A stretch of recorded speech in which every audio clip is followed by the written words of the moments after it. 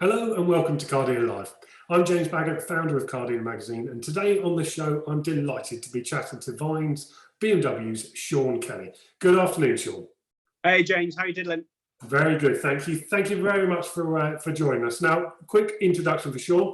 He was formerly a regional manager for BMW, but has since been with the group Vines for nearly 17 years. It's a privately owned business that has BMW Mini and BMW Motorrad sites in Crawley, Redhill and Guildford, and they deliver 5,000 vehicles a year. This year they celebrated their 40th anniversary in January, and last year they turned over nearly 200 million. So Sean, that was a pretty garbled intro for you there. I'll give you the chance to make up for my poor speech and give us a proper introduction to Vines. Yeah, no worries. Well, we're a BMW Mini only business. We've been involved with BMW, as you say, for 40 years this year, which is quite an accolade, actually. And I think that it hasn't quite worked out as we planned, but I think it's getting more entertaining as we go forward. We're a privately family-owned company. We're one of the few now in the southeast, I guess. We're surrounded by PLCs in terms of the geography. About 340 employees, most of which have been with us for a long period of time. We've got quite a low attrition rate. And for me, my mantra is happy staff equal happy customers. So I think if I can get the staff bit right, then actually the business will be pretty successful, really. So I'll come onto those good retention rates of staff in a moment, because I'll be interested in hearing what your secret is there. But let's talk a little bit about the group. What are the strengths of being an independent family group? You've talked about the fact that you're surrounded by PLCs. Are you actually managing to use that to your advantage in any way? Yeah, well, yes and no. I mean, I think you've got to play the hand that you're dealt, haven't you? And so we are blessed with that PLC ring that sits around us. And I think our approach is, we know we can't fund them, we can't outspend them, so on and so on. So we try and put that sort of family-friendly face to all of our activities. And we do get a lot of feedback that it feels different at Vines. And I like people to have a laugh at work, so we've got a dress down policy, so nobody wears a shirt and a suit and a tie anymore. It's all very casual and relaxed. We ask for our staff to get actively involved in terms of how the business runs, so invariably they can see what to do better than we can, and really involve them in the whole business, really. And for me, when you're working with a brand like BMW or Mini, there's enough business to go around everyone. So we don't actually need to be sort of cutthroat with each other. There's more than enough customers who are excited enough to buy that brand, who would want to come into any business, whether it's a PLC or privateer in the first place. What sort of ideas has come up through the ranks then from your staff that you've put in place? Because that's quite a nice thing to put in place. Oh God, all sorts of stuff. I mean, I'm a bit anti-social media. You might not believe it. I mean, I'm a young 52, but I had a paper round in Baghdad, so I'm not tuned into that stuff that all the kids are into. But we've had staff kind of commenting around how we should be involved in different ways of communicating to our customers, which involved a new way of WhatsApp service booking and so on. So that's been really popular with people. We've had in terms of showroom layout and how we interact with customers, that we had pinch points, if you like, both physical and mental in the businesses that people have eradicated to make the sort of process through after sales better. And it's really nice actually when people can put forward an idea, you're able to implement it, because actually then it just spurs on other people to do that too. So a little bit about your past. You obviously used to work for BMW as a regional manager. What made you switch sides, as it were, and work for dealerships? Well, if we just go back one step further than that, I mean, I'm an accountant by trade, but it doesn't make me a bad person. And like everyone who's ended up in the motor trade, I just wish I'd worked a bit harder at school. So I saw the advertisement for a job with BMW back in the mid-90s, and was successful enough to get that job, albeit I was binned in the first round of interviews, but that's a longer story. And then I was actually encouraged out of the manufacturer, if I'm going to be perfectly frank with everyone. So I was 5 years as a regional manager doing different roles within BMW. And Jim O'Donnell, who was the CEO at the time, sort of suggested in a very nice way I'd be better on the retailer side. And I think that was because I wasn't necessarily fitting into their structure and compliance role. I was often caught swearing too much for everyone's liking, and I'm surprised I haven't done that yet today. I may well do before we're out. And equally, I think he felt that the retailer side would be better suited to me. And I remember it was a real wake-up call, kind of moving from one side to the other. I thought I'd knock these dealers into a hat in 6 months, and 17 years later, I'm still struggling to knock them into a cocked hat. So, but it's a really exciting business to be a part of, and I think that's what I'm missing now that we're all working a bit remotely.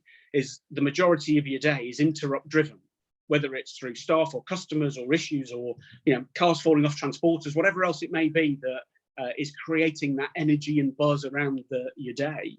You just feel one step removed from that at the moment, and that's something that I really miss. So in normal circumstances, I take it you enjoy your job.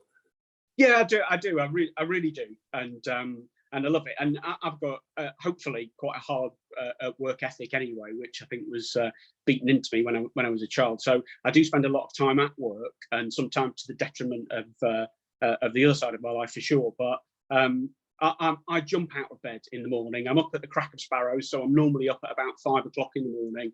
I get up, leave the house at 6 o'clock, into work for 7 o'clock, because that golden hour of the day before the day kicks off is really useful.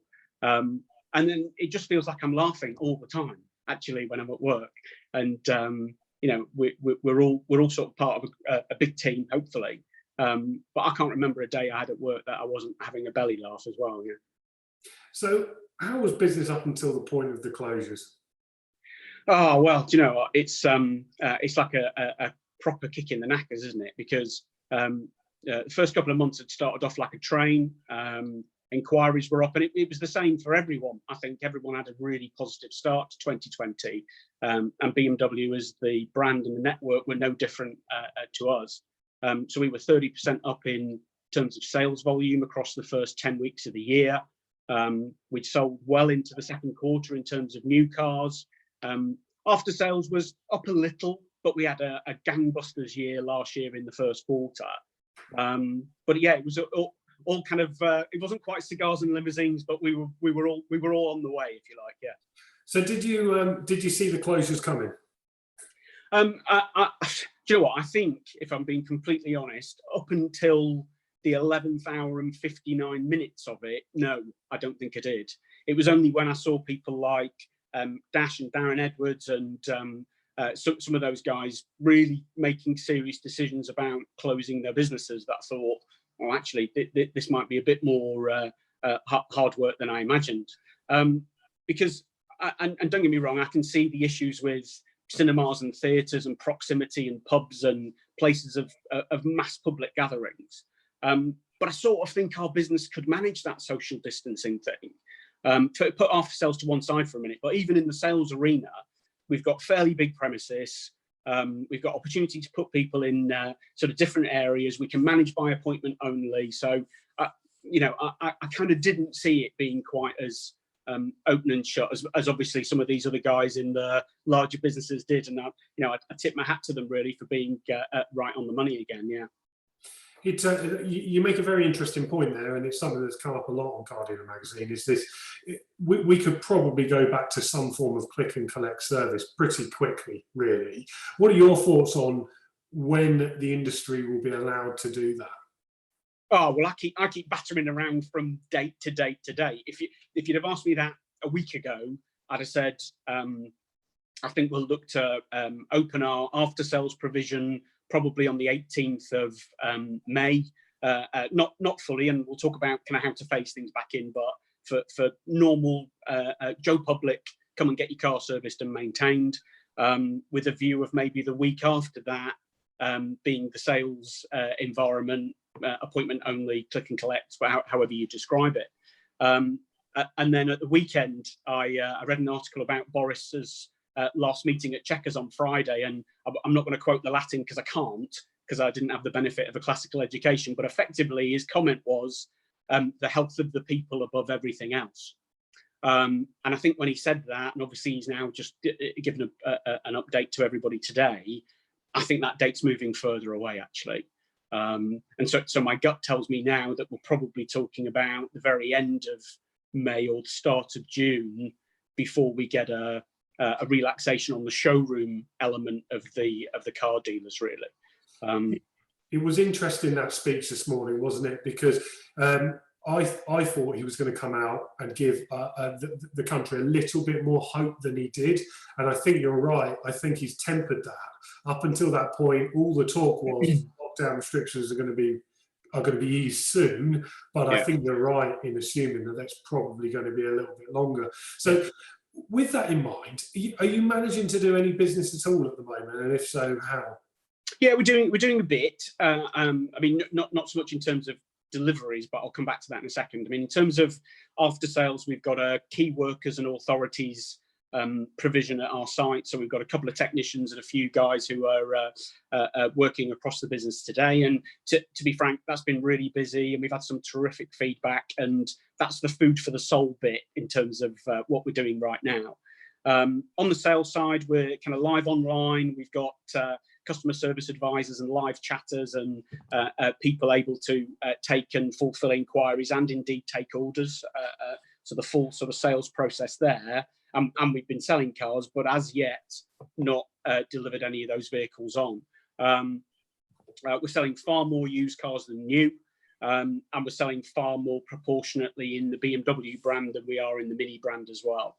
But certainly on a week-by-week basis, where I'm not in Peter Vardy's 1,000 cars during the lockdown. And thanks for bringing me on directly after somebody so eloquent and erudite. I appreciate that. You're very welcome. Thank you. But we're certainly selling cars and building up an order bank to deliver. But we equally, when we closed the doors, we had a number of cars that were in progress that were sold for customers that are now just kind of log jammed as well. So it's almost like the business is constipated, and we just, what was the old joke? Did you hear about the mathematician with constipation? He worked it out with a pencil. And that's what we need to do now, is kind of work out how we can get these cars kind of moving back to customers.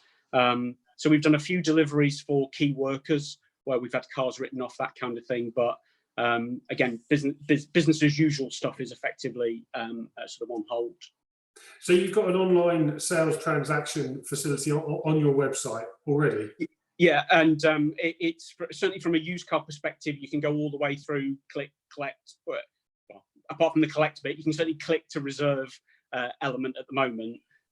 New cars is a bit more challenging, but we're BMW UK are about to kind of resolve that with us. But nonetheless, we've got specific listings of new cars on the site that customers can get access to. So it's a kind of it's a 90% solution, let's say. It's not as good as Mr. Vardy's silver bullet kind of stuff, but it's kind of moving down that road, really. So I take it you were pleased you had that in place when this all kicked off. For sure, and it was done really, really quickly, actually. So it kind of came to fruition only in the couple of weeks before the lockdown was announced, and it was in our plan to do that this year anyway. Because I could talk all day about the internet and the impact I think it's going to having and will have on our business. But the one thing that was absolutely clear is that the internet has democratized pricing. So customers know absolutely what the best deal is for any vehicle, particularly on the new car side. I mean, we're a new car franchise, so I'm very biased towards that. Equally, they know what their part exchange is worth and what the funding rates are, and effectively the mystery of buying a car now is gone. But what we have to do as a business is stop collapsing the prices, and that's what we've done along at the same time. So the internet's a massive tool, and I've no doubt, given the COVID-19 situation we're in, that's going to go like this in terms of people's demand and activity, and even indeed ordering and collecting online is going to go through the roof.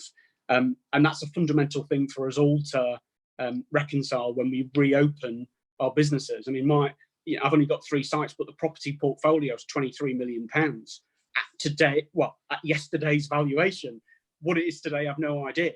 And if I don't need all those showrooms in the future, then what's that worth to us as a business too? So this whole thing has thrown up some fundamental challenges for us, really. But the internet for me is an absolute gold mine opportunity. But I do think people need to recognise that when you're in a new car environment, you have to accept that somebody will try to sell your product at cost or less, and therefore how you're going to make money in that environment. And so for me, that's where it comes back to convenience, speed of delivery, customer interaction, the kind of whole feeling of the transaction. What do we say? A good deal's a feeling, not a number. And so for me, it's about how customers feel on that online journey, rather than just feeling like they're being processed. But I could talk about that all day, James. Yeah, sorry.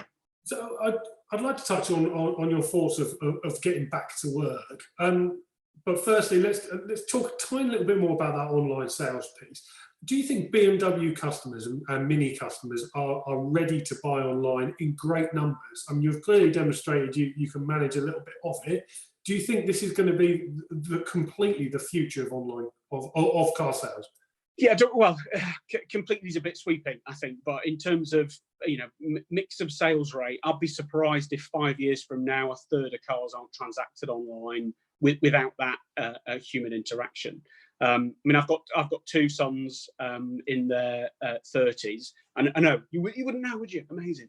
Two sons in their 30s, and everything that they would buy is online. I mean, they both have cars, funnily enough. I mean, it wasn't quite as online able to kind of do that, but everything else is transacted online. And they're absolutely also used to effectively renting things as well. So, it's a kind of lease price online.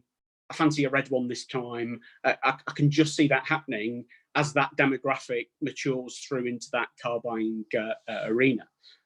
Whether people still want to buy as many cars or not, again, that's another angle from it. But I've no doubt, certainly by the time I retire, and given the impact of closing the business for a quarter, that's just buggered off 5 years further down the road. But by the time I retire, there'll be plenty of people just transacting completely online, and it then raises the whole question around that franchise showroom setup. And I think the market's going to look massively different only 10 years from now. So with Boris kicking the can down the road when it comes to the lockdown lifting, what are your plans at the moment with regards to how business is going to look different when you do go back to work? Peter Vardy touched on Friday, as we were chatting about earlier, with temperature checks and PPE for staff. What are you planning on that front? Yeah, well, we've already made some inroads to that. So we've ordered and are having installed, I think they're called sneeze screens, but effectively transactional screens that would be in front of our individuals and customers. We're separating desks. I mean, the beauty of having a nice big facility, whilst most of it is showroom, is if you take the cars out, you've got loads of room to make space for people when they look to return to work. So socially distancing the environment. We already had hand gel stations and stuff in the business, but we're going to increase the frequency of those. And we will provide PPE when we're not taking that off the NHS. And I know that's a bit of a glib response, and I don't mean that to sound a bit wanky either. But for me, whilst there's a national crisis and a shortage of that stuff, I'm not going to be buying it. Thanks very much. I'm going to wait until I know there's not an unintended consequence from doing that. But I do expect to have a very socially distanced showroom. I'll provide whatever the recommended safety equipment is for both our staff, first and foremost, and then for our customers. I'm not quite sure I can envisage Mr. Vardy's sort of gun temperature testing either staff or customers personally. I'm a bit of a libertarian at heart, so I kind of don't like big state and stuff. I appreciate we're in a difficult position, but I can't envisage holding that temperature test up to somebody in our business. And I think individuals have to take responsibility for themselves. So if a member of our staff does feel ill or whatever, I'd expect them to stay at home. Equally, if a customer was feeling not so great, I wouldn't expect them to come into the business either. But I think all of this might be a little bit interesting but irrelevant, James, though. Having read a couple of articles over the weekend and one again this morning, in Germany, where they reopened their fancy car dealerships and nobody turned up. So actually, how do we compensate for that then? If people, and I'd be the same, if you said tomorrow you can all go to the theatre, I'm probably not going to go. And therefore, until I can feel confident that I'd be safe in any environment, consumers and customers are going to feel the same about us. So it's not only getting our businesses to be clean and sanitized and socially distanced. It's about also the theatre and the promotion of that as well, because people have to feel that the minute they interact with our business. But I think behaviours are going to change massively because of this. And I think if people talk about V-shaped or U-shaped recessions, God, we could be in for an L-shape. Let me tell you, this could punt that recovery well down the track. And I don't mean from product or availability or offers. I mean just from consumer behaviour. And whilst I think there's a significant amount of pent-up demand for sure, and people not wanting to use public transport might want to buy a vehicle for sure. There's all of that stuff that sits around it. But fundamentally, if people are concerned about their income or their job security, they're not going to go out and buy a big ticket item.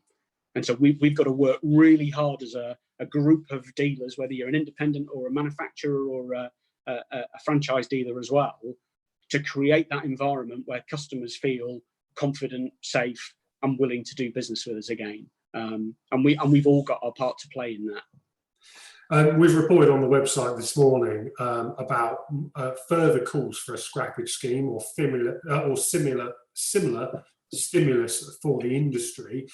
Would you support that? Do you think it's needed?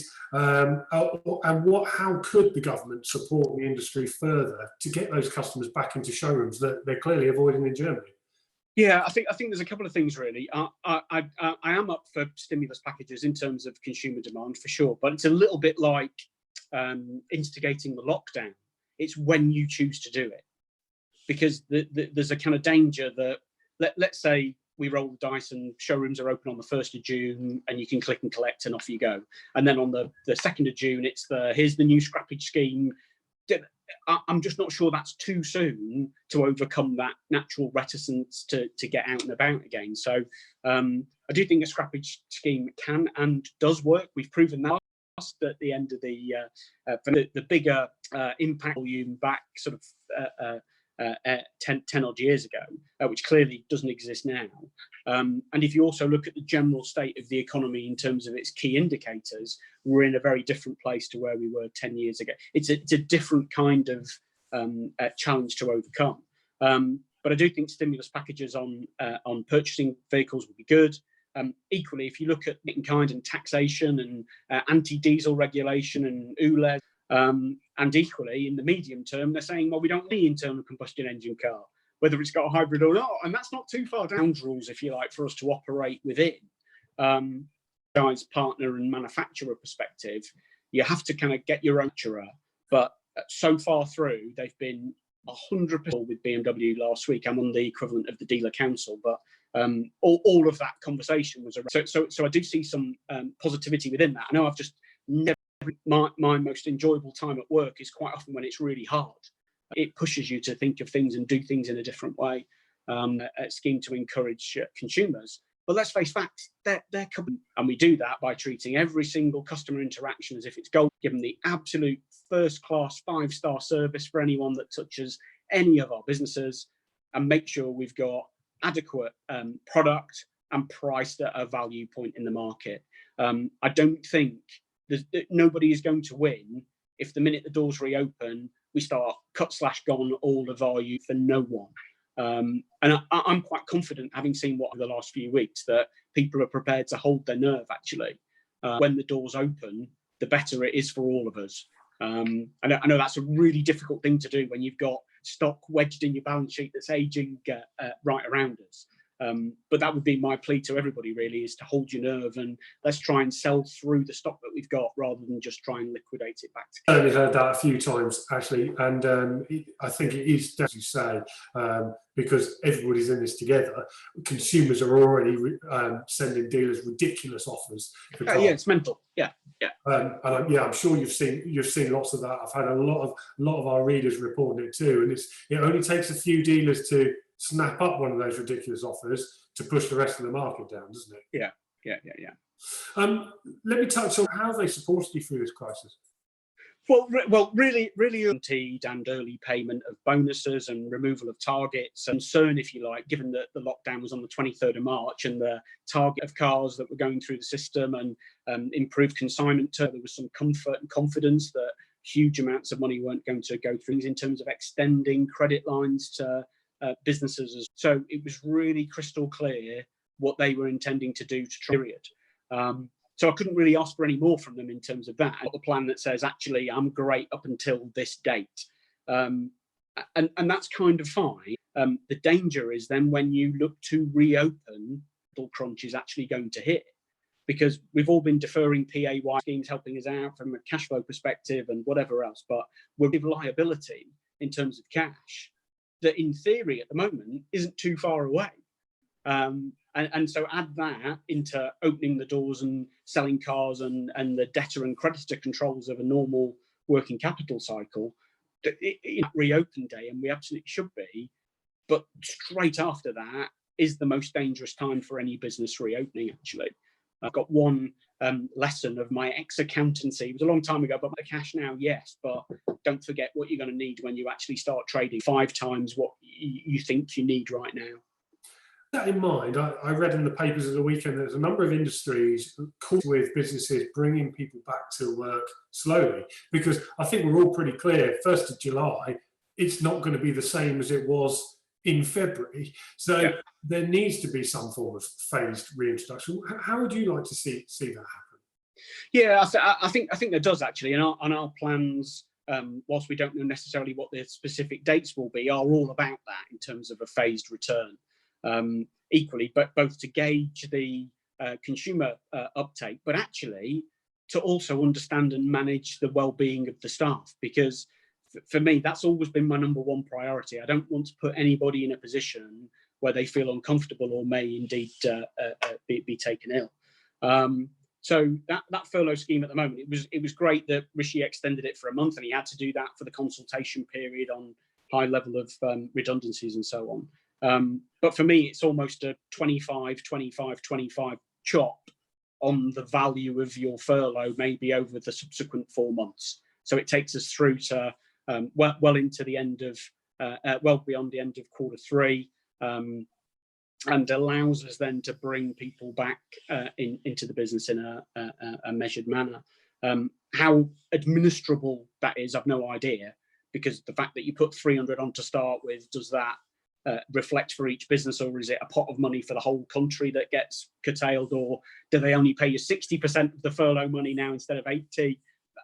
I don't know, but there's something in that for sure, because it is not going to be day one open, all staff back, and as busy as it was, even in the middle of March was still absolutely crackers, and it's not going to get back to that on the first day by any stretch of the imagination.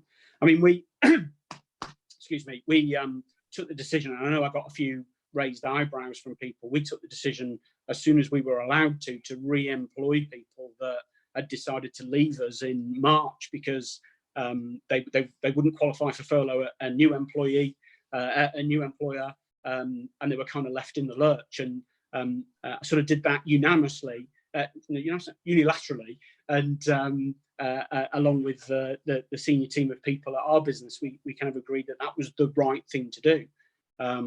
We know it creates extra issues and holiday accrual, and is contrary to some employment law as well.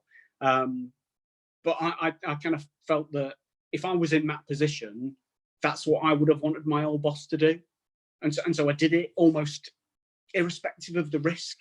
Now that's easy for me because there were only 10 of them. So it's a known controllable risk. And I know that's not right for every other business. But But without that furlough scheme, those people would have been on effectively universal credit or just sort of scrabbling around, you know. So it felt like the right thing to do for us. And equally, therefore, we've done that with people that joined us in March as well, that we can't claim for either. We've put them on exactly the same mechanism for that consistency piece. So, yeah, for me, without that furlough scheme, I think we'd have been in terrible trouble. Not only just us, but lots and lots of people in the industry, really. I mean, that's incredibly commendable to do that, and I really applaud you for taking advice. I must be mental. Must be mental. Yeah. Well, what a difference that makes to their lives. I mean, the one thing I wanted to touch on on the subject of staff. I mean, I've been inundated with emails and phone calls and messages from sales staff who are being treated, frankly, appallingly through this crisis. There's a lot of businesses that are holding on to commissions that they were due in March and not paying them in April, and there's a lot of them who aren't paying them commissions as part of their furlough scheme. Do you think there is going to be some mass exoduses of staff from some dealers around the country? I do, and for what it's worth, without trying to sound like a preacher, I think it's a shit's trick actually to do that to anybody. If somebody's entitled to that level of support, then we should be doing that morally, even if financially that becomes challenging for any business. So, from my perspective, I think I'm a great believer in karma. I'm not a religious man, but I do think karma. I think you get out what you give, you get back what you give out. And I think those businesses that have done the right thing and looked after their staff, and you and I could name them off the palms of our hands as to those businesses that always do that really well, and even some of the really large ones, this time will buy you massive loyalty and support from your staff if you handle it in the right way. I think equally on the flip side, where you've shown not to do that, that's when you'll get lots of people with I mean, there may well be lots of employment tribunal claims against these employers, and if that had happened to me, that's absolutely what I would do, because I'm entitled to those March commissions because I was working for you at the time I earned them. Needless to say, we've paid ours as you'd expect, but they're legally obliged to do that. So I think it's going to be a lot of disgruntled employees probably now and when the businesses reopen, and disgruntled employees normally vote with their feet. Yeah, I mean, I think it's shocking, and unfortunately, I've had to, pay agony uncle really to a lot of these people, and sadly, there's not much you can say to them apart from it's an employment tribunal case after this has all died down, which doesn't help them now. And I wish I could give them more information. Just the last couple of points for you. Yeah, can we cheer ourselves up, please? Yeah, exactly what I'd like to do. What positives are you going to be taking from this, or what we could look forward to in the future? Yeah, well, I think a lot of people mistake seriousness and solemnity, actually.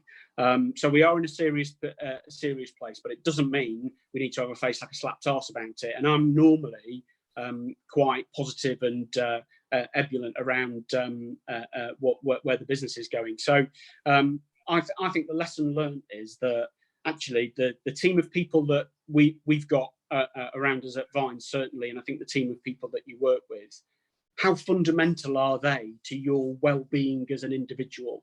I mean, I've definitely missed, if you like, some of that physical interaction with people. It sounds a bit weird, but yeah, the being in the same room with people for sure. And I think what this will do is it will actually make those times all the more important together. I equally think we'll spend more time on video conferencing too, to save kind of unnecessary travel and so on. But it's a bit of a cliche, but I think what doesn't kill you makes you stronger. And it is just that. We've proven actually that we can close down a multi-million-pound business in 24 hours, communicating with staff and customers and doing it in a way that actually most people appear to have been on side about it. And equally now, we're keeping in contact with people in ways that we haven't done before. So why don't we just keep that going then? So every so often at the moment, I'm sending a video message update to the staff in terms of what the business is like, but we've created a workplace sort of Facebook account for the staff to kind of interact with each other whilst they're on furlough. So it feels like they're still part of the family, if you like. And I think it will be that. That will be the lesson for me, is it's okay to have a different way of working. And in fact, it's imperative now as when we come out of this, because the world is going to change. And I think we can all, I always used to think that people, if they work from home, they were swinging a lead. Let me be absolutely honest with you. I've absolutely realised that's not the case. In fact, it's the reverse of that. So therefore, the more we're able to encourage that flexible working, part-time working, and so on, I think the better it is for those individuals, and actually it'll be the betterment of our business too. Yeah, I 100% agree with that sentiment. Finally, I know you've mentioned it, but I'd love to give you an opportunity just to give a message to your staff who might be watching. Who? What? That's it. No, I'm only kidding. Well, do you know what? Some of them certainly will be watching. Some of them will be flicking the V's at the screen, because they like to do that when I'm on screen anyway. But realistically, I just wanted to say thank you for thanks for their patience and their good humour in what's been an incredibly challenging time for everyone. They still message me and you know, kind of give me the thumbs up. But they say I'm great at delivering bad news in a positive way. So I get a lot of that message sometimes when we're talking to each other. But for me, our business is just a collection of people who happen to turn up to the same place every day. So they are the business. So you know, without them, we don't have a business. So, but I know they're all keeping well and healthy and stuff. So that's all great. I look forward to seeing them all again, hopefully really soon. Yeah. Yeah, I hope that is incredibly soon for you, Sean. Sean, thank you very, very much for giving up your time today. It's been absolutely fantastic to chat to you. This week on the show, I've got a whole host of guests lined up, including tomorrow. It's the online experts, G-Forces, on all you need to know about getting your website ready to sell online, just like Sean is. On Wednesday, we're talking about how to safely sanitize and prepare a car for sale when you do get back to work. On Thursday, I'm talking to the Phil Raby Specialist Cars founder, Phil Raby, who specializes in Porsches. And on Friday, it's the Autocar editorial team who are going to be talking about the industry in general. Now, if you want to get involved in Car Dealer Live like this, you can email me, james@blackbullmedia.co.uk. You can find me on Twitter @CarDealerEd and send me a message there, or on LinkedIn. If you're looking for some help and advice during this time, check out the latest digital car dealer magazine. You can download it free of charge on our website or on the Issue app. And finally, over the weekend, we set up a WhatsApp group for Car Dealer Magazine to share breaking news. If you'd like to be added to that, just send me an email and I'll get you included. There's a full schedule for Car Dealer Lives on our website. Check back every weekday midday on cardealermagazine.co.uk for the latest. That just leaves me to say thank you very much to Sean for giving up his time again for us today. And I'll see you all tomorrow. Thank you and goodbye.